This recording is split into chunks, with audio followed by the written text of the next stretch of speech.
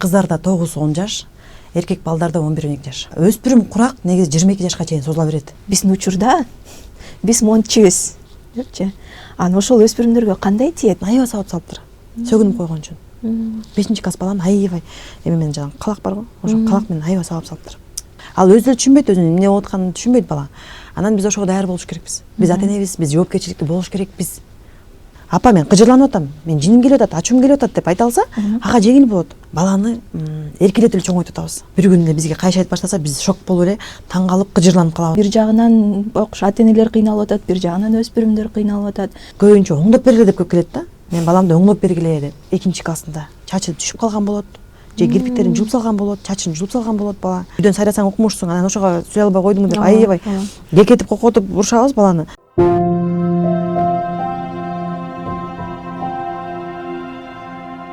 Салам көрөрмандар, бул бөлүшкүм келет подкасты. Биз бул подкастта негизи эле ар бир адамды түйшөлтүп келген жан дүйнө маселелери тууралуу сөз кылабыз. Башкача айтканда, бул психологиялык подкаст.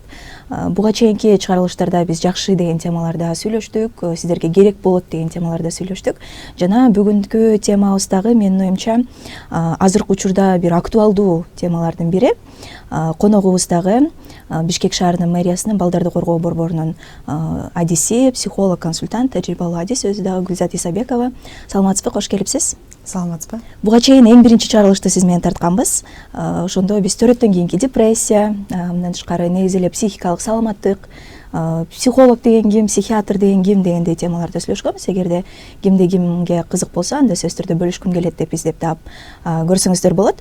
Ал эми бүгүнкү биздин темабыз дагы бир орчундуу темалардын бири, кайсы бир орчундуу көйгөйлөргө жол ачкан темалардын бири десек да болот.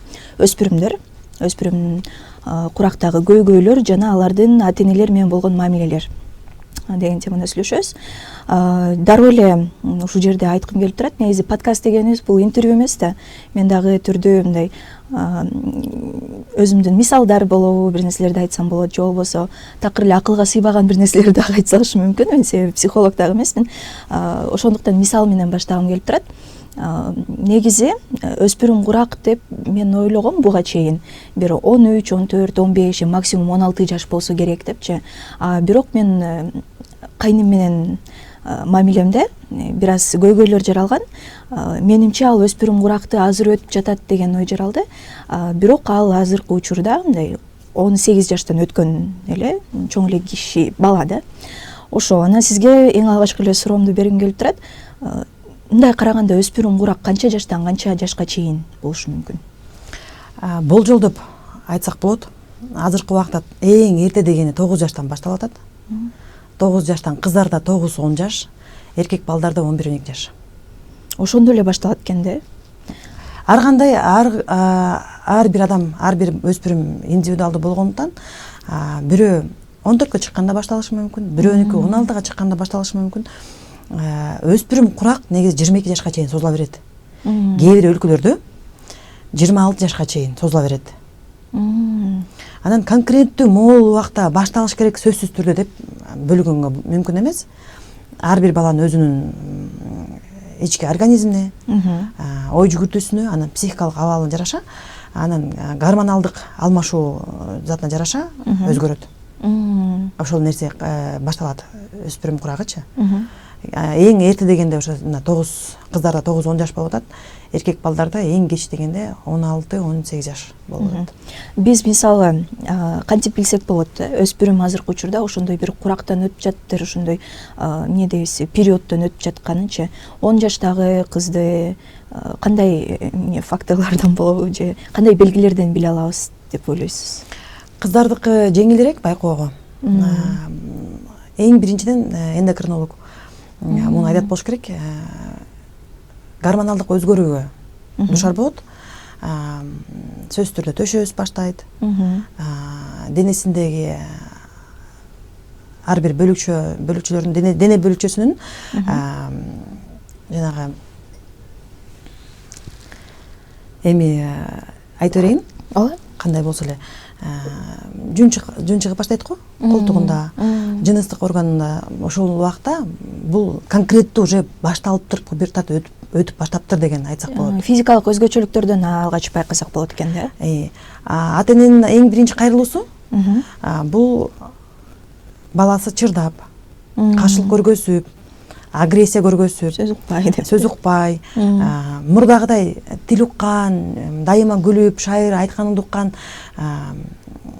балаң жок, бир күн жок деп калышы мүмкүн. Кылбайм, кылгым келген жок деп айтышып калышы мүмкүн. Ушундай өзгөрүүлөрдөн байкасак болот да.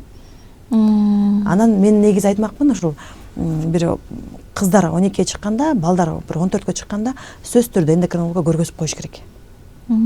Эндокринолог баланын өсүшүн, гормоналдык өзгөрүүсү туура эле болуп атабы? Анан эндокринолог эми баягы өзү билет да, кандай болуш керек, ар бир балада кандай өтүп жатат. Ошол дагы маанилүү негизи. Анан кыздарда айызы келип башташы мүмкүн, айыз күнү келип башташы мүмкүн. Бул дагы аябай чоң, кыз үчүн чоң стресс. Буга эртерээк энеси даярдаш керек. Бир 8 жаштан баштап, 8-9 жаштан баштап эртерээк айтыш керек. Ушундай болот кызым. Ушул куракта болуп калышы мүмкүн. Негизи норма боюнча бир 11-12 жаш, 12-13 жаш. Бирок кээ бирлерде азыр 9 жаштан, 10 жаштан баштап келип атат. Бул кичинекей кыз үчүн аябай стресс, аябай жүдөйт. Бул дагы баланын жашоосундагы жашоосунун жашоо этабысынын, өсүү этабынын чоң бир өзгөрүүсү. Бир маанилүү бир учурлар болуп калат да. Ошондо эндокринологко кайрылып, ата энелер өздөрү эле биринчи эч кандай эмне өзгөрүүлөрдү байкай электе эле барып сүйлөшүп эметсе болот экен да. Мисалы мен кыздар боюнча көп эскертким келет, көп айткым келет. Биз мисалы кыздын 14-кө чыкканда айызы келбей атса унчукпай эле коебуз, көңүл бурбайбыз да. Келип атабы, келет, эми кечирээк келет деп коебуз. Негизи 11-де, 12 жашында, 13 жашында келип калыш керек уже. 14 жаш уже кечигип атат. Эндокринолог алып барыш керек. Кызыңар аябай агрессивдүү болуп,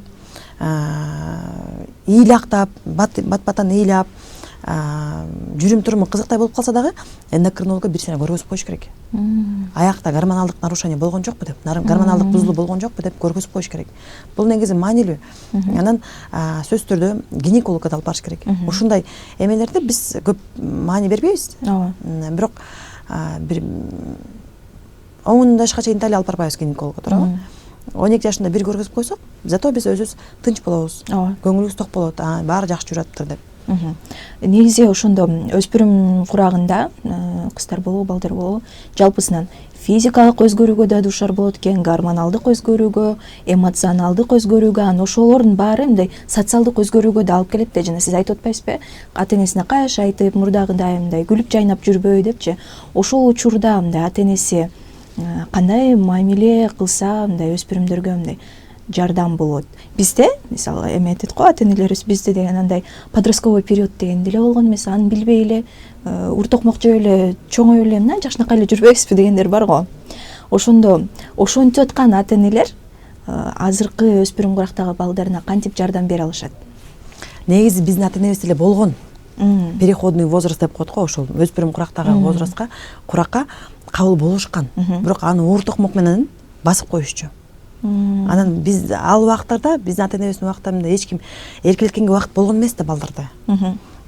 Жакпайбы, кичине кыңкыстайбы, ыйлайбы, макул болбойбу? Кичинекей кезинен баштап эле, 6-7 жаштан баштап аны уруп согуп атып эле бышырып коюшкан баланы. Өзүнө ыңгайлуу кылып тарбиялап алышкан да. Могул переходный возраст өспүрүм курагы жакшы өтүш үчүн биринчи баланын кичинекей кезинен баштап жеңил өтсө кризистери. Биз жана кризистер айтып чыккан жокпуз да.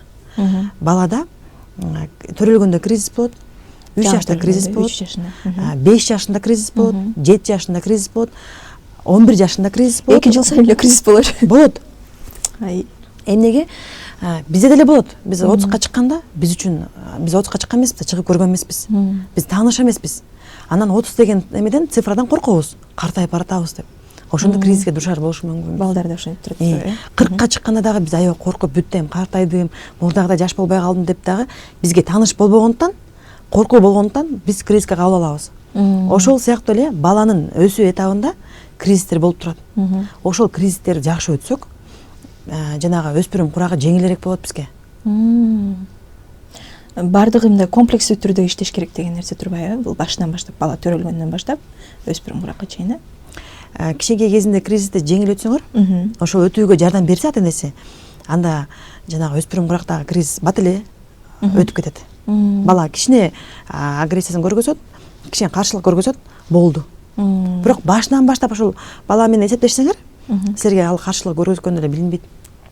Эгерде мындай кечигип калган ата-энелер болсо, балким башынан бала менен эмоционалдык бир байланыш түзө албай калган болсо, ушул өспүрүм курагы учурунда эмнелерди макул түшүнүп, макул кел сүйлөшөлү дейт да. Бирок бул жерден ата-энени дагы мындай ойлоп кетем да кээдечи. Аларды дагы мындай түшүнүп, мен да нерв болуп ачууланып эми адам да баары бир ошондой нерсе болот да. Ошондо эмне кыла алабыз да? Бир жагынан ата-энелер кыйналып атат, бир жагынан өспүрүмдөр кыйналып атат. Ошол учурда ортосунда байланыш да жок болуп атат. Бул учурда, ушул учурда эки адамды байланыштырып турган көпүрө бул психолог болот. Психологко кайрылса жеңилирээк болот. Ата-эне катары мен деле түшүнүп турам. Сен кечээки жашынакай балаң бүгүн эле башкача болуп калса, тили укпай калса, кечээ үй жыйнап шыпырып жүргөн балаң бүгүн жардам бербей калса, сага да оор болот. Ошол нерсени кабыл алуу бизге да оор негизи. Анткени бизди мынтип эч ким көкөлөткөн эмес. Бирок биз баладан чоңураакпыз да, биз улураакпыз, биздин акыл эсибиз эки эсе көп дегендей тажрыйбабыз бар. Анан балабызды түшүнө албасак, анда биз баланы багып деле кажет жок анда. Эгер өзүбүздүн балабызды түшүнө албасак. Азыр мына көп сурайт менден, көп эме келет. Эже 3-чү балам менен боюмда болуп калыптыр. Төрөсөмбү же 6-чы балам менен боюмда болуп калыптыр. Төрөсөмбү депчи. Бул жерде материалдык жактан дагы эң биринчи моралдык жактан сиз баланы көңүл буруп, ойноп, аны угуп чоңойто аласызбы деген суроо маанилүү. Эгер чын эле мээрим төгө алсаңыз, мүмкүнчүлүгүңүз болсо, ал эмес жок, чектөөбүз жок. Мага демек 10 бала төрөсө болот. Эгер ошол 10 балага бирдей мээрим, убакыт, көңүл, сүйүү бере алса. Биринчи азыркы күндө материалдыктан дагы эмес, эмоционалдык жактан бере аламбы деген суроого жооп бериш керек ата-эне өзү. Анан бала 8ге чыкканда биз моралдык жактан даярданыш керекпиз. Мондай болот. Балада ушундай өспүрүм куракта ушундай өзгөрүүлөр болот. Бала өзгөрүүгө душар болот. Балким аны каалабай дагы душар болушу мүмкүн. Ал өзү түшүнбөйт, өзүнүн эмне болуп атканын түшүнбөйт бала. Анан биз ошого даяр болуш керекпиз. Биз ата-энебиз, биз жоопкерчиликтүү болуш керекпиз. Бул биздин азыркы мурдагы убакыт эмес. Баланы төрөп коюп эле корого жерип койсоң, бала өзү короодон чуркап ойноп жүрүп эле андан жеп кетип эле ойноп өсүп калат эмес. Азыркы заманга жараша балдардын дагы талабы өстү. Көңүл бурууга аябай көп эметет. Балдар суранат, талап кылат. Ошого биз даяр болуш керекпиз. Мурдагыдай эмес. Биз деле эми азыр жашоонун жаңы эмелерине көндүк го. Телефонго көндүк, жанагындай электрондук банктарга көндүк. Ошол сыяктуу эле баланын тармак эле эмне стоит. Жакшы. Анан негизи могул учурда ушул эмоционалдык өзгөрүүлөр деп атпайбызбы? Анан өспүрүмдөр өздөрү дагы мындай эмоцияларын түшүнбөшү мүмкүнбү ошол учурда? Эмнеге мен ушинтип кыжырданып атам? Эмнеге мен ушинтип каяш айтып атам? Же болбосо мен эмнеге азыр ыйлагым келип атат дегендей сыяктуу сезимдер болушу мүмкүнбү өзүндө? Анда башынан баштайлы. Бала төрөлгөндөн кийин айтып өттүм го буга чейин. Бала дүйнөнү энеси аркылуу тааныйт. Ким бакса, энеси болобу, чоң апасы болобу, атасы болобу, ким бакса, ошол аркылуу ошол адам жардам бериш керек. Эмоциясын тааныганга, сезимдерин тааныганга жардам бериш керек. Жанагы орусча кинолор көргөндө байкап калабыз го. Что ты чувствуешь, сынок? Что с тобой? Американский кинолор көргөндө баласы ыйлап калса, мектептен таарынып келсе, что ты чувствуешь? Какие у тебя чувства? Что ты об этом подумал деп сурашат го. Ошол сыяктуу эле биз баланы чоңойтуп атканда сураш керекпиз. Мисалы, бала 4 жашта таарынып калды, бир оюнчук бербей коюп. Таарынып калдыңбы? Кел кучактайын деп ошого жардам бериш керекпиз да. Ошол кичинекей кезинен баштап бала өзүнүн ички сезимдерин, эмоциясын таанып билсе, кийин жеңил болот. Өзүнө да жеңил болот, айлана чөйрөсүнө да дегенде. Мен кыжырланып атам. Ошол сезимди айта алса, апа мен кыжырланып атам, мен жиним келип атат, ачуум келип атат деп айта алса, ага жеңил болот. А бирок апасы эмоциясын айтканга жардам эметпесе, уруксат бербесе, чекит койсо, чектөө болсо, анда бала ошол эмоциясы менен кайнай берет, ичинен буркулдап түтө берет дагы. Апасына айта албайт, билгизе албайт. Анан апасы дагы оош бетер урушат, эмне болуп атасың? Сен тажаттың, мен сен ушундай эмелериңди чыдай албайм, көтөрө албайм деп экөөнүн ортосунда конфликт пайда болот да. Ошон үчүн кичинекей баланын кичинекей кезинен баштап бизде азыр мына баланы тарбиялоо дегенде эле биз эмнегедир тарбиялабай эле баланы эркелетип эле чоңойтуп атабыз. Ошону дагы бар, Биз баланы тарбияла дегенде биз баланы биринчи өзү менен тааныштырыш керекпиз. Мен киммин? Мен кызмын, мен баламын, мен эмнени жакшы көрөм. Анан жанагы мен баланы тандоого үйрөтүш керек дегенде эле биз ойлойбуз, магазинге киргизип алып дүкөнгө киргизип, бала муну жейсиңби, муну жейсиңби деп тандатып атпайбызбы? Бул эмес, бул туура эмес. Кийим боюнча дагы дүкөнгө 3 жашар баланы алып, мен көп көрүп калам да, 3 жашар баланы апарып алып, көйнөктөр көргөзүп, муну кийесиңби же муну кийесиңби деп тандоо 3 жашында. Жок, бала бир 3-4 жашында өңүн эле тандаса болот.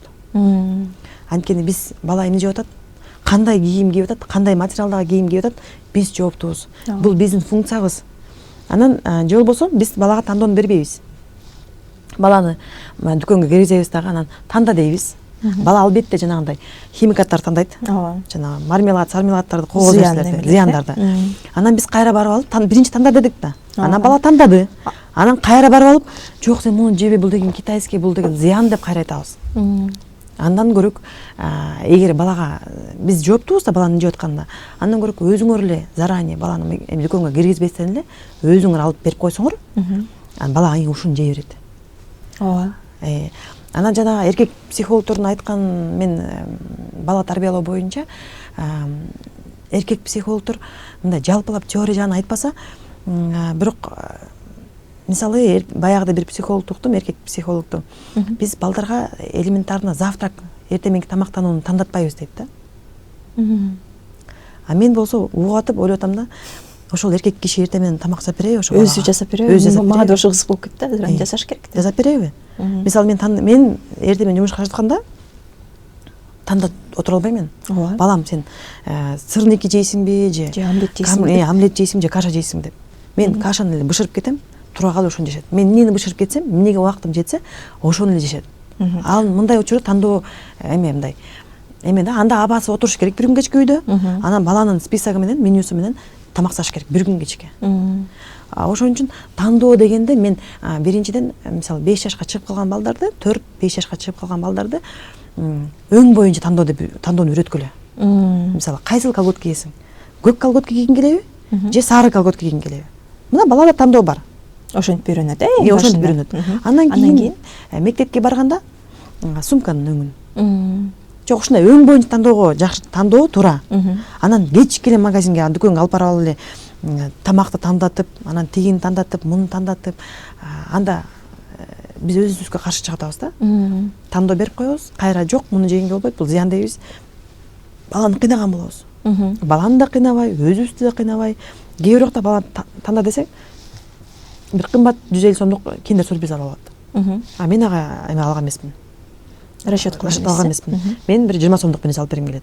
Анан кайра баланы чыркыратып, бийлетип койдурам. Мен просто ошонун баардыгын дүкөнгө барганда өзүм көрөм да.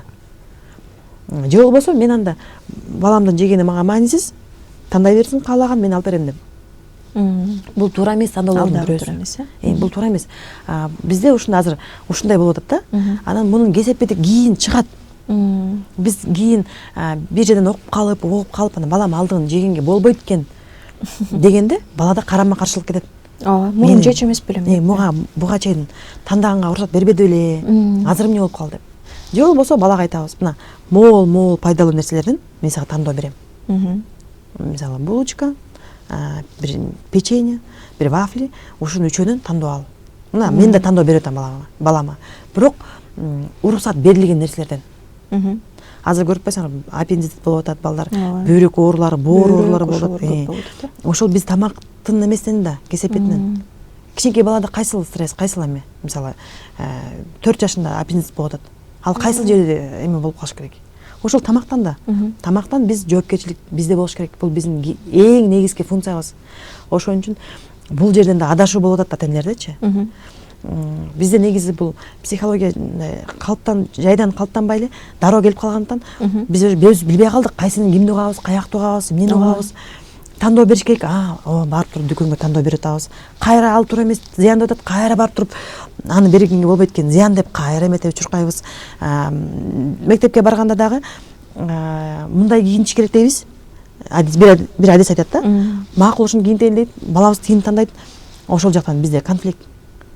Ошондо эле башталат экен да. Жеке инсандын ичиндеги конфликт башталат.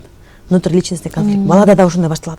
Апам биягын жак туура деди эле, мейли десем, биягы туура эмес деп айтат. Каягын угушум керек депчи. Ошон үчүн биз биринчи тандоо деген эмне? Анан тандоону кайсыл нерселерге бериш керекпиз? Кайсыл нерсеге мен бере алам тандоону деп ошол жактан башташ керекпиз. Анан бала эмеге бала бакчага барды, урушуп келди бирөө менен. Менин балам мага айта алыш керек. Апа, мен урушуп келдим, мени таарынтты деп. Мени коргоо деп. Ошондо сен бала сразу дароо түшүнөт. Мен таарындым. Азыркы убакта мен таарынып жатам деген эмоциясын түшүнүп баштайт, сезимин түшүнүп баштайт да. Мына ошондон баштап биз ар бир кадам сайын балага өзүнүн сезимдерин тааныштырып баштайбыз. Мен сүйүнүп атам, мен капаланып атам, менин көңүлүм түшүп калды, мен күтүп жатам, мен сүйүнүп жатам, мага жакпай жатат деген нерсени да түшүндүрүш керекпиз. Мен буга каршымын дегенди да. Мисалы, туугандардын үйүнө барганда балага конокко барган жакпашы мүмкүн. Жок, биз аны 14 жашка чейин эжитип алабыз да. Бир 7-8 жаштан баштап бала конокко баргысы келбейт. Сураш керек, Бала өзү жок, бала ошо барып келгенден кийин айта алыш керек. Апа, мага жаккан жок ал үйгө барган. Мен үйдө эле калып калайынчы, үйдө эле отурайынчы деп мындай. Тандоо, ушул жакта тандоо бар. Бала өзүнүн сезимин ошол үйгө барганда мага комфортный болдубу, ыңгайлуу болдубу, ошону аныктай алды да. Ошону апасына айта алды. Же бирөө урушуп койду, туугандардын бирөөсү, же чоң апасы урушуп койду. Ошо урушукканда мен өзүмдү момдай сездим, жаман бала болуп сездим, өзүм жаман экенмин деп ойлоп калдым деп, ошону апасына айта алыш керек. Ачык мамиле, ата-энесине, баланысына. Анан кийин переходный биз деген аны кылбайбыз. Мына азыр карасаңар, ата-энелер менен макул эле болуп болуш керек. Биз баланы тарбиялоо дегенде эле ойлойбуз, кымбат кийинтип, бүт кийимдерин баарын камсыз кылып, анан жакшы тамак алып бериш керекпиз, баардыгын кийдириш керекпиз. Анан бир айда бир жолу тигил KFC-ге же болбосо жанагы бир жакка чыгарып кафеге алып барып тамак берип коюш керекпиз. Ошол тамак барганда өзүңөр деле байкап отурсаңар, аякта сүйлөшүү жок. Аякта ызы чуу. Анан биз 5-6 балабыз менен барабыз да. Албетте улуу балабызга көңүл жок, убакыт жок. Сүйлөшө албайбыз ал менен. Анткени муну карайсың, мунун тамагын бересиң, колун сүртөсүң, бетин сүртөсүң, ошол менен эле бүтүп калат. Бизде ошол балабыз менен мамилебиз. Аякта деле сүйлөшүү жок. Үйдөн деле жок. Аралык узара баштайт экен да. Узарып баштайт. Мамилебиз бекемдебей, наоборот, эметип баштайт, үзүлүп баштайт. Мындай алыстап баштайт. Ошон үчүн эң биринчи кичинекей балдардан дагы жанагы биз переходный возраст, өспүрүм куракта өткөрүп бериш керекпиз. Биз бияка алек болуп атып, тиги баланын кантип кирип кеткенин билбей калабыз. Анан бир күнү эле бизге кайшы айтып баштаса, биз шок болуп эле таң калып, кыжырланып калабыз. Сен балам андай эмес эле го деп. Эмне болдуң, бул чоңоюп атат. Бул эмне мени укпай калды, мага жакпай калды бул баланын мүнөзү. Жакпай атат. Көбүнчө оңдоп бергиле деп көп келет да. Мен баламды оңдоп бергиле деп. Мен айтам, балаңыз ушул куракта өзүн таанып алсын. Каршылык көргөзүп үйрөнүп алсын. Каршылык көргөзбөгөн балдар кандай болот билесизби? Жумушка орношкондо шеф айтат да, сиз 1 саат калып жумушту бүтүрүп коюңуз десе, баягы коркок да бала. Ошого макул болот. Андан кийин коргой албайт. Алда күчөп кете берет да кийин. Өмүр андан кийин күйгө тийгенде, кайын журтунда, коллегасы менен, туугандары менен, аяштары менен дагы келише албай калат. Ошол убакта, мисалы, аяшы бир тамашалап эметсе, туура эмес тамашаласа, алды тамаша мага жаккан жок. Мен жүрөгүмө катуу тийди, капаланып калдым деп айта албайбыз. Айта албай эле ошо менен түтөп эле сактап коебуз. Сактап үйгө келип анан нервди чыгарабыз да. Анткени биз билбейбиз айтканда. Коркобуз, азыр айтсам, таарынып калат, же болбосо мени кагып салат. Андан кийин сүйлөй албай калам, туруп калам деп коркобуз. Эгер бала 14-13 жашында, 12 жашында аябай мындай өзүнүн сезимдерин билип, апа мен ага каршымын, андай кылбайм, жок, мага жакпайт. Мага бир бала келген, 1 жыл бою английскийге, ошо английский боюнча көп бала келет да. 1 жыл бою английскийге барат. апасы барышың керексиң, окушуң керексиң, менин убагымда мүмкүнчүлүк болгон эмес деп. Бала английскийге кызыкпайт, баргысы келбейт, окугусу келбейт. Апа мен үйдөн эле окуп алайынчы, ютубтан эле окуп алайынчы дейт, же болбосо онлайн окуйынчы дейт. Апасы түшүнбөйт, укпайт баласынын сезимин, же болбосо бала айткандан коркот. Анан 1 жыл бою английскийге бара берет, бир эле уровеньде, апасынын акчасы корой берет, апасы ойлоп атат мен баламды кыйратып атам, окутуп атам деп. Бала окубайт. Жыйынтык жок. Бала бул жерден 1 жыл бою өзүн жейт, жаман көрөт, кыйналат. Апасы анан апасы ойлоп атат да бул билип калыш керек депчи. Уже билип калыш керек, үйрөнүп калыш керек деп. Анан ошол бир эле уровеньден өтө албайт деген да бала. Уровеньдер болот го. Уровень өтө албай тура берет. Жылбайт бала дагы. Ошол апасына айтып койсочу, апа мен үйдөн эле окуйм. Мага жакпайт ошол 1 саат жака, кайра 1 саат келгенден көрөп үйдөн эле ютубтан окуйм десе, апасы түшүнбөйт, же укпайт, же бала айткандан коркот. Мына ошентип 1 жылдан бери кыйналып жүрөт. Анан ошол бала келди мага. Бала неме болуп келди. Мектептен бирөөнүн партамен уруп салып ушундай болуп келди да.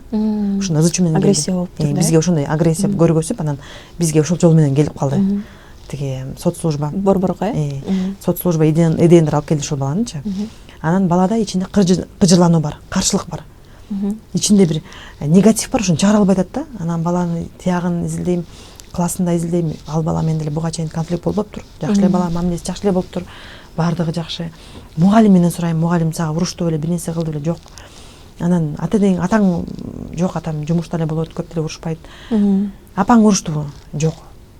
Анан көрсө жана английскийни айта албай, бала 1 жылдан бери кыйналып, ичинде негатив топтолуп, жана чогулуу эффекти болуп жүрүптүр да, ичинде чогулуп, эффект накопление деп коет, ошол чогулуп, анан негатив эмоциялардын баары кечке чогулуп, анан жарылган турбайбы. Анан бала бир нерсе деп койсо, ошону тиги көтөрүп чаап уруп салыптыр. Чыгыш керек, ал эмоция чыгыш керек. Ошол эмоциясын чыгара албай, апасына жини келип, өзүнө жини келип, ошо айтпайм, мен коркокмун, айта албайм деп. Анан апасын чакырып, эже ушундай десем, апасы ыйлап, балам, ушуну мага айтып койбойт белең. Мен баягы өзүмдүн бала чагымда английскийге барганга мүмкүнчүлүгүм жок болчу. Анан сен да болсо экен, сен окусун деп аракет кылганда, баргым келбейт деп айтпайт белең мага деп, апасы ыйлап эметти. Анан бирок жакшы бир тема дагы ачылды окшойт ушул жерде. Ата-энелер ошо балдарына өздөрү эмнени көрбөй калса, өздөрү эмнеге жетишпей калса, балким ошол жаштайынан ошол нерселерди мындай кылдырганга аракет кылышат да. Мисалы, бирөөнү мен музыкант болгум келген деп туруп, музыкалык мектепке берип салат. Ал жерде болсо окутканда дагы аябай катуу окутушат го, алар да бала депрессияга түшөт. Ошондой ата-энелерге эмне деп айтсак болот? Менде бул боюнча аябай көйгөйлөр көп. Мурдагы жылы бир музыкалдык мектеп менен аябай чоң эме көйгөй болгон, аябай чоң. Анан баланын тарбиялоосунда дагы ошол нерсе бар. Кээ бир ата-энелер өзү бала чагында ачка болуп чоңойсо, жетип жетпей чоңойсо, балага тыга берет оозуна. Жеш керек, балам ачка болбосун деп, кечке эле бала токпу, өзү эле билбей калат бала, токмунбу, ачкамынбы, кел же, кел тамактан же деп эле балага тыга берет. Же болбосо жанагындай таттууларды алып бере берет да. Таттуу жок болгон, алып бере берет. Ошо менен ойлойт да, мен жакшы кылып атам, мен мурдагы өзүм ата-энеме караганда жакшы ата-эне болтам деп балага бере берет. Өзгөчө кийим жактан жетпей калса, кийим түрүн алып бере берет, кымбатын алып бере берет. Балага 4 кроссовка керекпи, кереги жокпу, түрлөп бере берет да. Мен мурда кичинекей кезимде бут кийимим жыртык болчу, байкемдин бут кийимин кийчүмүн, эжемдин бут кийимин ал мектептен келгенче күтүп отурчумун, 2 размер чоң бут кийим кийчүмүн, ошого кагаздан тыгып алып кетчүмүн. Анан баласын алып бере берет. Баласына тарбиялоо жок, биякта тарбия жок, тарбия берген жок, жөн эле камсыз кыла берет, материалдык жактан. Анан кийин балам ыраазы болбой чоңойду, балам ыраазы болгон жок. Ошондой да таарынычтар пайда болот. Таарынч көп пайда болот да. Бул жакта балада дефицит жок азыркы күндө. Азыркы күндө балдарда дефицит жок. Кийимдин түрлөрү бар. Каалаган суммаңа алсаң болот. Кааласаң арзан алсаң болот. Ошол эле кийимди, кроссовканы 5000 сомго алып берсең болот. 1000 сомго алып берсең болот, 5000 сомго алып берсең болот. Баланы кийинтүү, же болбосо тамак ашка тойдуруу азыркы күндө мурдагы дефицит жок. Анан иштеп, ата-эне дагы иштеп тапканга мүмкүнчүлүктөр көп. Мурдагыдай бир эле завод же бир эле фабрика эмес, мүмкүнчүлүк аябай көп. Цехтар ачылды, доставка, курьерлер ачылды, Жумуш издеген киши табат. ашканада жардамчылар болуп аябай жумуш көп негизи. Издесе табат. А мурдагы жумуш аз болуп, жумуш жоктуктан болуп, анан товарный дефицит эмеси түрү аз болгондуктан ата-энеде кыйынчылык бар болгон. Азыркы күндө дефицит деген түшүнүк жок. Бар. Бардыгы кааласаң үйдө туруп алып заказ кылып койсоң болот. Бирок баланын мээсинде дефицит деген нерсе жок да. Ал бизде бар. Мен ошо негизи жумушумда 6 жаштагы баланы алып келсе, мен негизи бир 12 жашка чейин балдар менен эмес, ата-энеси менен иштейм. Дагы кээ бирлер таң калып калат, эмнеге менен иштеп атасыз депчи. Бала менен иштебейсиз, балама проблема болуп атпайбы депчи. Сиздин балаңыз проблема болгону менен каяка барат? Башка өлкөгө кетип калбайт да, ал кайра эле сиздин үйүңүзгө барат. Кайра эле ошол чүйрөгө түшөт. Кайра эле баягы түшүнбөгөн энеси менен конфликт болот да. Мен аны 1000 оңдоп койгондо дагы барып эле каяка барат? Үйүнө барат. Үйүндөгү баягы эле конфликтке душар болот. Ошон үчүн энеси менен түзүлүш керек. Эмне үчүн мисалы бала мындай болду, менин балам көп эле ушул менин эң коронный эмелерим, кайрылууларым бул менин балам коркок, оюн айта албайт дейт. Ошо дагы өзүнө болгон ишеними жок деп дагы айтышат. Анан бала менен сүйлөшүп отурсам, балам мен менен сүйлөшкөндө ачык сүйлөшөт. Аябай сүйлөшүп, айтып берип, ушунчалык ачылып кетет да. Анан кайра апасына айтам, апасын айтам, балаңыз аябай жакшынакай десем, жок, бул коркок, мага эчтеке айтпайт. Болбосо апасынан коркот бул жагы. Болбосо апасынан коркот мына. Апасы экөө 1-класска сабакка барганда, ошол жактан аябай сабап, анан бала коркуп болуп калган. Мектептен коркпойт, эч жерден коркпойт, бирок апасына эле келгенде тили чулдурап же эметип айта албай калат. Анткени 1-класста кандай болгон сабак жазуу? Аябай агрессивдүү болгон. Могу бизде азыр жаңы закон боюнча 1-класстан баштап 4-класска чейин баа койбоо системасы чыкты. Ушул туура деп ойлойм. Баланы баалабай эле, эч кандай баа коюп баалабай эле адаптация берүү эң негизгиси. Мен көп ата-энеге айтам. Азыр иштеп атабы ошол система мектептен? Эми жылдан баштап. 1-класстарда баа коюу системасы жок. Бизге деле баа коючу эмес. Билесиңерби, күн тартып коючу, ыйлаган күн тартып коючу, булут тартып коючу. Бирок 2 деп койчу эмес. 2 деп койчу эмес. Анан 1-класста баланы мектепке көнүп кетсе эле аябай маанилүү. Андан отличник кылбай эле биринчи көнүп кетсин. Же баланы отличник кылам десеңер, анда 5 жаштан баштап бала иримдерге барып, буга чейинки даярдоого өтүш керек. Ал 1-класска барганда күчтүү мектепке берсеңер, ал окуганды, жазганды билиш керек. Өзүнүн атын жаза алыш керек. Эгер силер күчтүү мектепке берсеңер. Биз болсо, биздин ата-энелердин амбициялары чоң да. Биз подружкама айтыш үчүн, курбу кызыма, менин балам 70-чи мектепке барат, 61-чи мектепте окуп атабыз деп айтыш үчүн, өзүм үчүн баланын деңгээлин текшербей эле, билбей эле, ошол кымбат мектепке, жок, күчтүү мектепке берип коем. Гимназияга, мисалы. Эптеп акча берип эмне кылып өткөзөм. Мен балам деңгээлин буга чейин текшерген жокмун. Бала бакчага барса, бала бакчада мугалим, тарбиялоочу айтыш мүмкүн. Балаңыз быйыл даяр эмес мектепке, жакшы даярдап өтпөй калды, жайында даярдык кылгыла деп айтыш мүмкүн да. Мага ушундай айткан бизде 1-класска барарда. Же болбосо баланы күчтүү мектепке берип коет. Анан аякта дагы байлардын балдары окуйт да. Кымбат кийинген, телефон көтөргөн, күнүгө 200 сом алып келген балдардын арасына берип коет. Бирок баланы апасы бербейт ага. Андай кылып кийинтпейт, ошол деңгээлге ылайыктуу кылып. Же болбосо ошол балдар биринчи жегенге акча бербейт. Классташтарынын баардыгы 200 сом, 100 сом, 50 сом көтөрүп жүрөт. Балам мусапыр болуп туруп калат. Ал уже окууга даяр болбой калат. Баргысы келбейт. Калат. Же болбосо жана буллинг деген нерсеге кабыл болот. Азыр буллинг деген 4-класстан башталды. 4-класстан мурда кечирээк башталса 6-класстан, азыр 4-класстан болуп атат. Кээ бир убактарда 1-класстан эле болуп атат. Кошпой койгон баланы. Сен мындайсың, тиндейсиң деп кошпой койгон учурлар болуп атат. Ошон үчүн биз мектепке барганда өзүбүздүн амбициябызга эсеп албай, баланы эсепке алыш керекпиз. Менин балам даярбы? Ошол жака алып бара аламбы? Биз мисалы тегил айылдан, мисалы Вайын Антоновка, Наапаловка, Алато деген же болбосо Туңгуштан таң атпай балабызды 6-да ойготуп алып, 5:30 6-да ойготуп алып, шаарга борборго алып келебиз. Аны кыйнап, суукта, ысыкта маршруткалап, анан баланы жөнөп келбейбиз да. Туура эртерээк сен кечигип калган үчүн деп мээсин жеп урушуп келебиз. кечинде кеч жатты, эрте жаттыбедим беле деген. Баланы силер ушул мектепке апарган берип атсаңар, өзүңөр даярсыңар бала менен окутканга. Ал күчтүү мектепке бергенден кийин ошо менен бала менен мен иштей алам, уруп сокпой иштей алам, же болбосо кошумча дополнительный сабактарга бере алам деп өзүбүзгө жооп берип туруп анан бериш керекпиз. Жөн эле баланы кыйнабай. Ошол бала мага келет экинчи классында чачы түшүп калган болот, же кирпиктерин жууп салган болот, чачын жууп салган болот бала. Аут агрессия кылып келет бала. Бар. Баштары оюлуп чачтары оюлуп түшүп калган балдар бар. Же кекештен сүйлөп калган балдар бар. Же кирпигин жене келип, кирпигин жууп салган, чачын жууп салган балдар бар. Ошо эмне өзүнүн агрессиясы менен, жини ачуусу менен кантип күрөшөрүн билбей, апасына айта албай, мага мектеп жакпайт, бул бияк окуй албайм, кыйналып атам деп айта албай, бир жыл бою стресс болуп, анан ошондой учурларга көп. Бала эмнеге чачы түшүп калды? Кээ бирөө болсо денесине жара чыгып атат. Эмнеге? Мунун баары мындай психосоматика да? Стресстин негизинде. Стресстин негизинде могул тери оорулары көп чыгат. Тери оорулары көп пайда болот. Анан тияка алып барат, бул врачка алып барат, баардыгы жакшы, баары таза. Бизге алып келгенде эле бала ыйлайт, өкүрүп, бакырып мындай ушундай бир бала ачуу ыйлайт.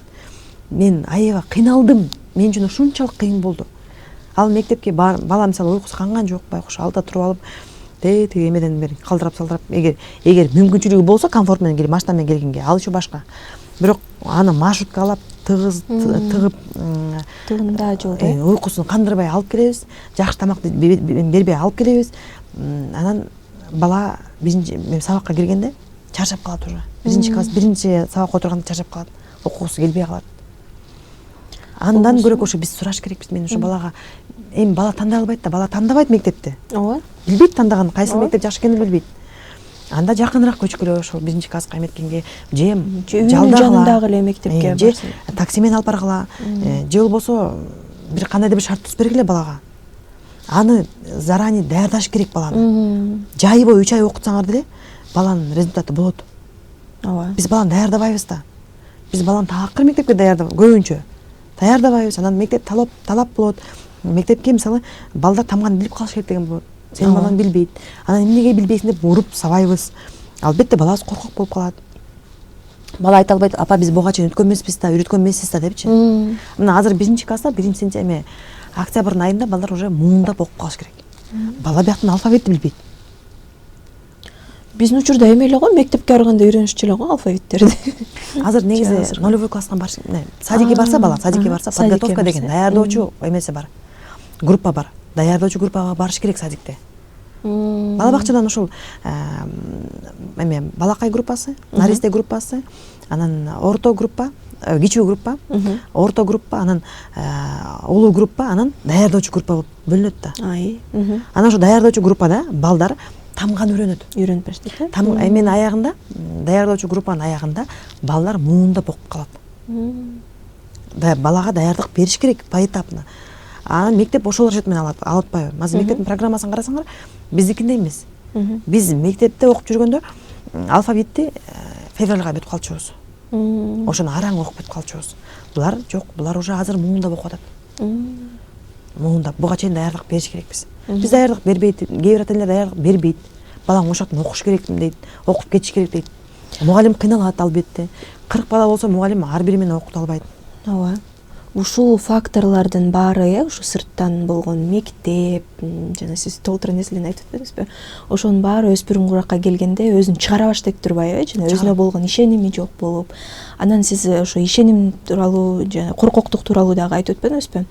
Ошол эме болуп атат да, мисалы бир гана ата-энесинен коркпой, кандайдыр бир ушундай бир нерсе окуялар болуп, мурт токмок жегенден кийинби же уруш уккандан кийинби балдар мындай четинде бүт эле адамдардан мындай коркуп калгандай, өз оюн билдире албагандай болуп калат го. Ошол учурда мисалы өспүрүм курактагы ата-энелер, өспүрүм курактагы балдардын ата-энелери кантип мындай балдардын өзүнө болгон ишенимин арттырса болот? Эгерде мындай сиз айтып атпайсызбы, жаштайынан эле мынтип, бирок ошол учур өтүп кетти дейли, азыркы учурда өзүнө мындай коркуу сезими болгон, такыр өзүнө ишенбеген, өз оюн айта албаган бир өспүрүмдүн ата-энеси эмне кылса болот? Кандай жардам көрсөтө алса болот? Эң негизгиси сүйлөшүү. Тил аркылуу бала менен баарлашууну билиш керекпиз. Анан биз баланын деңгээлине түшүш керекпиз. өзүбүздүн курагыбызды эстеш керекпиз. Биз деле асмандан түшүп калган жокпуз. Бизде деле мектепте деле өзүбүздүн мындай ой мына кайгыруу моменттерибиз болгон, түшүнүксүз абалдарыбыз болгон, өзүбүздүн ички переживанияларыбыз болгон негизи. Ошону эстеш керекпиз. Менде деле болгон, сизде деле болгон. Мүмкүнбү ушинтип эстеген? Мен мисалы эстей аламбы деп корком да. Мисалы балам өспүрүм куракка чейин келгичекти же болбосо мен унутуп деле калышым мүмкүн да ошолорду. Мисалы болот да мектепте кайсыл бир учурлар сага түшүнүксүз учурлар болот. Мындай мен 14 жашта болсом же 12 жашта болсом кандай болмок элем? Же ошентип өзүңдү баланын ордуна коюп көрүш керек экен да. Биз бала менен туруп сүйлөшкөндө мындай авторитардык мамиле кылганда бул эффект бербейт. Биз баланын деңгээлине түшүш керекпиз. Мен өзүмдү 12 жаш баладай сезишим керекмин. Эмне ушуну кыла албайсың? Эмне колуңан келбейт? Бул эң эле жөнөкөй нерсе го деп бурушкан болбойт. Мен үчүн, мисалы 35 жаштагы адам үчүн албетте тигил нерсе оңой эле. Ооба. Жакшы. Бала үчүн, 11 жаштагы бала үчүн кыйын да. Бала деген жашоосун биринчи жолу жашап өтүп атат. Ал буга чейин 11 жашты билген эмес, 11 жашта болуп көргөн эмес, 11 жаш кандай болот, 11 жашта кандай сезим болот экенин билбейт. Ошон үчүн биз түшүш керекпиз. Жанагы эмеге карасаңыз, Американын садиктерин карасаңыз, садиктеринчи, баланы кантип тосуп алат? Ылдый жерге отуруп туруп анан тосуп алат. Ооба. Мен сен экөөбүздүн деңгээлибиз бир деп атат. Ошондо бала коркпойт. Ишенет ата-энесине. Ата-энесине ишенет, анан өзүнүн дагы опытын айтыш керек да. Балам, мен деле жыргап чоңоюп кеткен эмес, мен деле жеңил болгон эмес, меники момундай май менен кеткен эмес баары. Мен да такалгам жашоомдо, кыйналгам. Мен да ушул жерде ушундай моменттер болгон деген учурларды мындай өзүңдүн дагы пример эметсең, айтсаң, мен жөнөкөймүн. Мен дагы сендей слабый боло алам. Мен дагы ыйлайм, кээ бир кишилер менен урушуп кетем, кээ бир кишиге сүйлөй албайм, корком. Кээ бир киши менен мамилем оңой эле түшүп кетет деп айтсаң, бала ата-энем идеальный эмес экен да. Ата-эне мендей эле турбайбы деп түшүнөт. Демек мен да сезимдеримди ачык айта алам дегендей ой келет болуш керек. Биринчи балага ачылып көрүш керек. Жашооңдо андай болбосо дагы кичине айтып койсо болот. Мисалы, сен антип кыйналбасаң деле, менде ушундай болгон десең, балага тааныш көрүнөт да. Мени түшүнүп атат азыр апам деле кыйналыптыр да. Мени түшүнүп атат азыр. Эмне болуп атканымды түшүнөт деп туруп балага ачылып берет. Анан биз болсо кыкыра беребиз, эмне ошого жооп бере албай койдуңбу? Үйдөн сайрасаң укмушсуң, анан ошого сүйлөй албай койдуңбу деп аябай кекетип кокотуп урушабыз баланы. Анан бала жабылып калат. Баланын анан такыр болбой баратса, албетте психологко алып барыш керек. Мына азыр биздин жумушта бекер. Психологко кайрылуу бекер. Эмне үчүн ушул баягы бекер болсо дагы мындай пайдасы көп. Ар бирибиз эле 1,5 миң сомго, 2 миң сомго алып бара албайбыз балдарыбызды. Ооба. Мага келген балдар айтып атпайбы, айлап жылдап келет депчи. Ошол баланы бир определенный результатка жеткизмейинче мен аны эметпейм, кетирбейм да.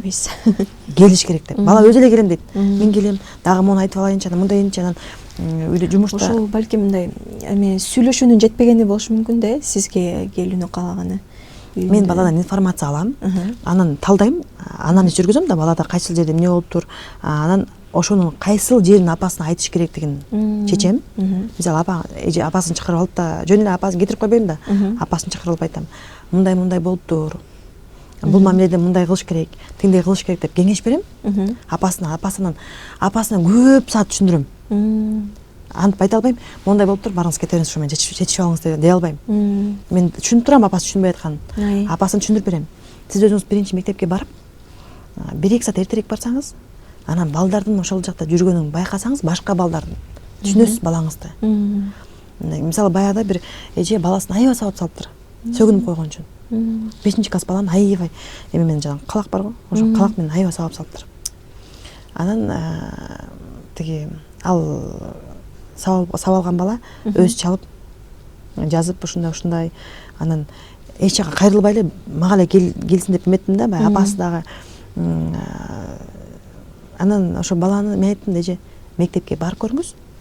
1-класстан баштап 5-класска чейин балдардын сүйлөп атканынан уксаңыз, сөгүнү бар. Эки сөздүн бири эле сөгүнү го. Анан сиздин балаңыз ошол коомдо өсүп атат. Кулагына угат, каалайбы, каалабайбы, ал сөгүнгөн сөздөрдү угап атат. Анан жаттап калат.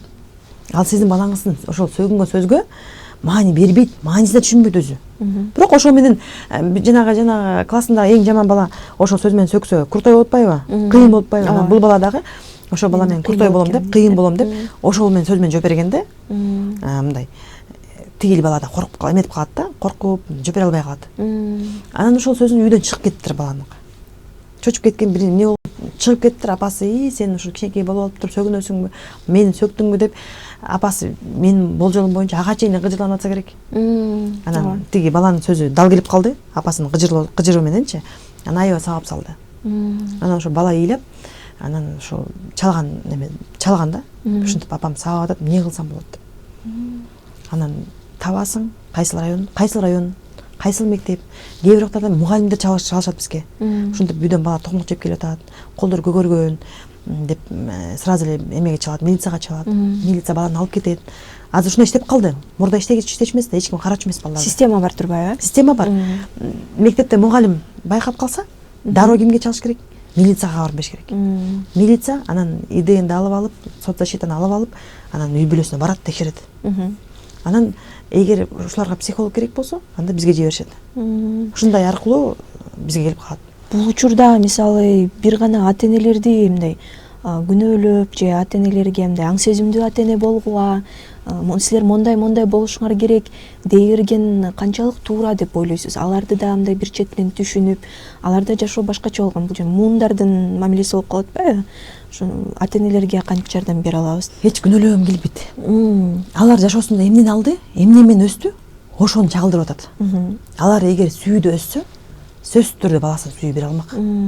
Алар жүрөгү жумшак болмок. Алардын да бала чагы мындан дагы 1000 эсе жаман болгон. Алар дагы өзлөрүн түшүнбөгөн ата энелер бар, өзүн тааныбаган ата эне бар, эмнени каалайм, эмне жашоо керекин билбеген ата энелер бар. Ошону эске алыш керек. Ошон үчүн ата эне менен иштеш керек деп атпаймынбы? Ата эне менен иштеш керек. Анан ата эне менен сурап атсаңар, биякта проблемам бар, анан тиңдей проблема бар, анан күйөөм менен проблема бар, анан ата эне менен көйгөйүм бар деп анан эметет да, чыгып калат. Анан мен экөөнү чакырам, бирок баланы киргизбей, ата энесин киргизем. Ата эне менен иштейм.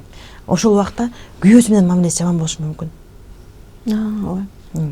Анан баягы болуп калат жумушунда, эмнеге сен бала менен биз бала менен иштеш керекпиз депчи. Мен айтам, мен бала менен иштегендин жыйынтыгы жок, толук болбойт. Эгер ата энеси менен иштебесем. Ата эне бүгүн баланы коркутпай, коркпо, баары жакшы болду деп упражнение кылып, көнүгүү кылып бала менен кетирдим. Үйгө барса апасы кыйкырат баягы элечи. Кайрылы баягы биздин упражнениябыздын жыйынтыгы жок, көнүгүүсүнүн жыйынтыгы жок. Бул жерде биз ата энелерге кеңеш берсек болот экен да, өзүңөрдүн үстүңөрдөн көбүрөөк иштегенге аракет кылгыла. Кечке эле күнүмдүк турмуш, кандайдыр бир күнүмдүк көйгөйлөр, тагдырынан аразы болгондор дегендей эмес, мындай бала тууралуу да ойлогула, бул жашоону өзүңөр кантип көркөмдүү кыла аласыңар, ошол тууралуу да ойлонгула деп кеңеш берсек болот экен да. Мен жанагы айткандайчы, ошо боюмда болуп калды, баланы төрөсөмбү деп кыйналганда, мен ошо көп эле айтам, материалдык жактан эмес, моралдык жактан даярдык барбы бизде? Ошол маанилүү.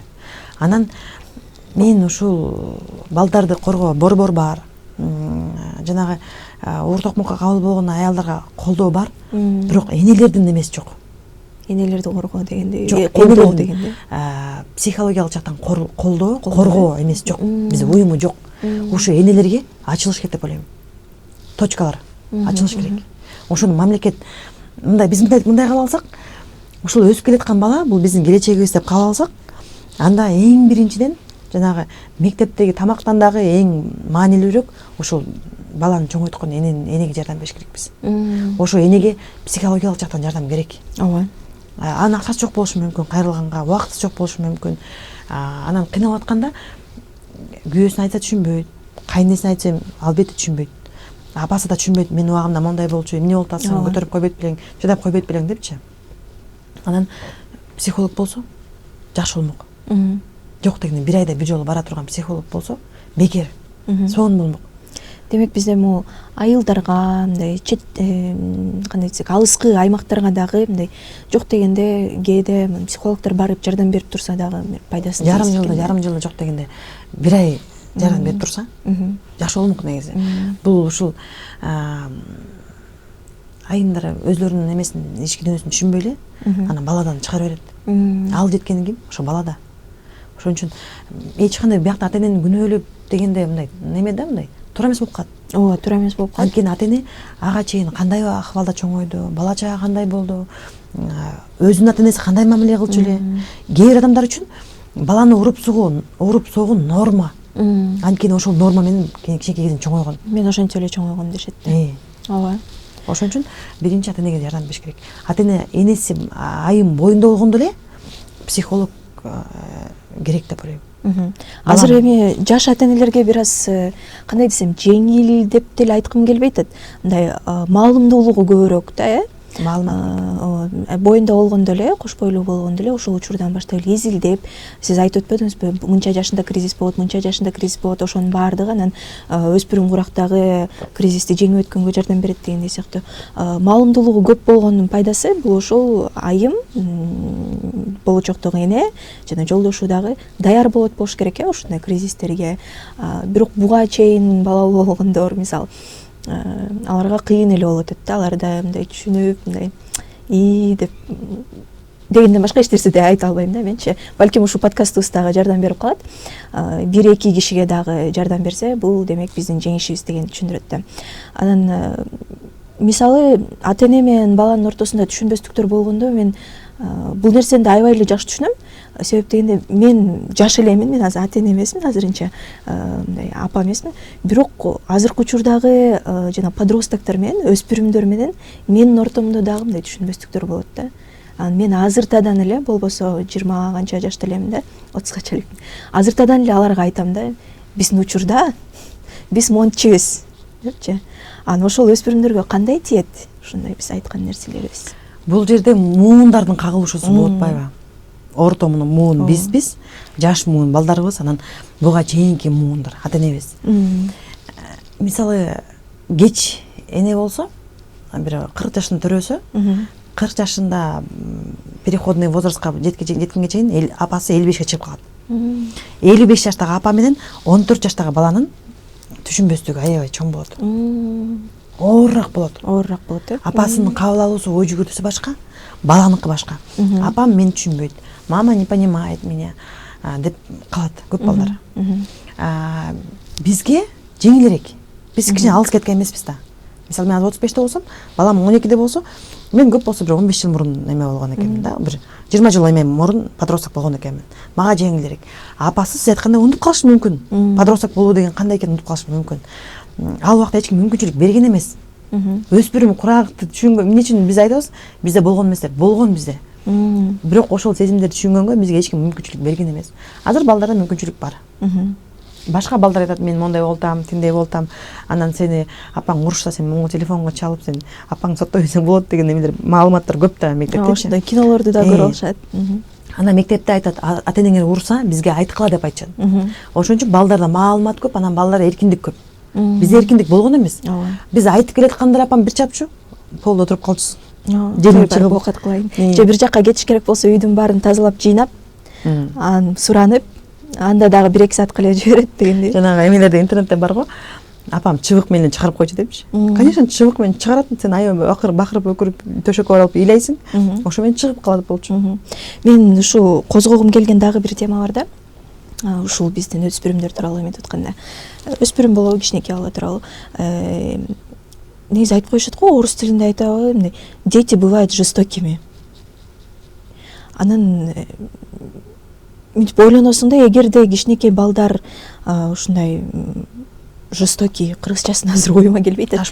Ташпоор болсо, эгерде ушул учурда биз ошо кийлигишип жашоосуна же жанагындай бир нерсе мындай оор сөз менен болобу, чыбык деп айтпай эле коеюн, бир нерсе кылбасак, ошо ташпоор боюнча калып калат деген коркунуч болбойбу? Биз ойлойбуз да, жашынакай кийинген бала эле баардыгы жакшы эле ташпоор деп. Биз билбейбиз апасы кандай экенин. Бала өзү мындай психогенетика деп коет. Бир туугандар тарабынан берилиши мүмкүн ошол ташпоордо, ошол мүнөзү. Дээринде болушу мүмкүн дегендейби? Психогенетика аркылуу берилиши мүмкүн. Балким тайкеси, балким байкеси ушундай болгон да, характери ушундай болгон. Андан кийин кээ бир учурда баланын психотипине жараша болот. Анан биз жана айтып жүрөбүз го, социопат, нарцисс, абьюзер деп. Булар деген адамды аябын билишпейт да. Булар билишпейт. Буларда аябы деген сезим жок да. Ошол эле өспүрүм курактарда калыптанып калат. Ошо коркунуч туулат экен да, ушундай эле боюнча калып калабы деп. Анан ата эне сөзсүз түрдө эмете баштайт да, сарсанаа боло баштайт да, мен балам ушинтип калабы эми деп. Мисалы мен дайыма эле кошулбайм. Дайыма ата эне күнөөлөп деген кошулбайм. Дайыма ата эне бере албай койду деген нерсеге кошулбайм. Кээ бир учурларда апасы ушунчалык назик, мээримдүү болуп, баланы ашыкча эркелеткен болушу мүмкүн. Же болбосо кам көрүү, гиперопека. Гиперопека менен чоңойгон бала, же болбосо гипер эркелетүү менен чоңойгон бала дагы мектепке барган ташбордугун көргөзүшү мүмкүн. Бул жакта бир мындай сөзсүз түрдө момундай деп айтканга болбойт. 14 жашында, 15 жашында бала кандай өзгөргөн душар болот, аны эч ким айта албайт. Мындай именно могул үй бүлөдө мындай болуш керек, бул үй бүлөдө мындай болуш керек. Кээ бир убактарда мен өзүмдүн эле практикамды карап атам. Ата энеси аябай жакшы мамиле кылат. Жакшы өскөн, баарын камсыз кылган, жакшы мектепте окуган, жакшы кийинген бала, апасы эч жака кеткен эмес, жанында болгон, бирок ошондой эмеси бар. Адамга зыян алып келүү, адамды ыйлатуу, мындай адамдын ыйын көрүү, кыйналганын көрүү, мындай ошол рахат алып келет. Ошондой да бар. Бул жерде дайыма сөзсүз ата эне күнөөлүү эмес. Чөрөсү күнөөлүү болуп калышы мүмкүн. Ооба. Анткени мына 12 жаштан баштап эмнеге кеч деп атпаймынбы? Кеч болуп калат депчи. Мен көп ата энеге айтам да, 10 жашка чейин байланыш түзбөсөңүз, кийин кеч болуп калат дегеним, 12 жаштан баштап, мына балдар 6-класстан баштап сабактан калып топ-топ болуп сүйлөшүп калышат мектептин жанында. 12-де келиш керек болсо бала 1-де келет. Сүйлөп жүрүп, ойноп жүрүп, сүйлөшүп жүрүп, сөздөр бүтпөйт вообще. 1-де келет, 2-де келет да. Ошону жаман чөйрөгө түшүп калса дагы, ошол чөйрө тартып кетет баланы. Үйүндө кандай гана болбосун, сырттагы сөзсүз түрдө таасир берет. 12 жаштан баштап чөйрө таасир берет балдарга.